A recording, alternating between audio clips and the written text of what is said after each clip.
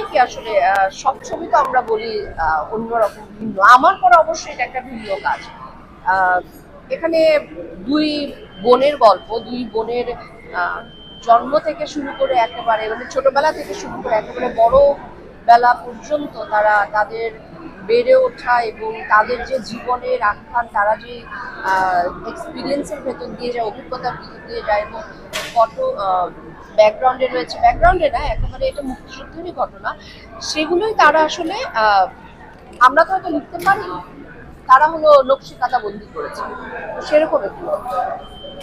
এটা তো অন্যরকমই, অবশ্যই অন্যরকম, আমরা এরকম সাধারণত দেখিনি। আর নারীদের পার্টিসিপেশন, যুদ্ধে যে নারীদের পার্টিসিপেশনের বিষয় সেখানেও অনেক আগে শুট হয়েছে। সেই তখনকার জয়া আহসান আর এখন যখন ডিসপ্লে যখন স্ক্রিনে তখন সেটা আসলে মিলাতে পারবে না, দর্শক অনেক কিছু পাবে। আপনারা দেখুন, অনেক আগে হলো তো দেখুন, আমি তো অভিনেতা, এখানে আমি যে চরিত্র অভিনয় করেছি সেটি সেরকম তো আমি নই, বা সেই এক্সপিরিয়েন্স ভেতর দিকে আমিও যাইনি। কিন্তু আমার মনে হয় আপনার গল্পের সাথে আসলে এতটাই মিশে যাবে, গল্পটা এতটা স্ট্রং, এবং এখানে আমাদের অন্যান্য অভিনয় খুবই ভালো অভিনয় করছে। বিশেষ করে আমি দিব্যা সৌম্যর কথা বলবো, মানে এটা ওরা অদ্ভুত, খুবই ভালো অভিনয় করেছে, ওরা ওরা খুব ভালো অভিনয় করেছে।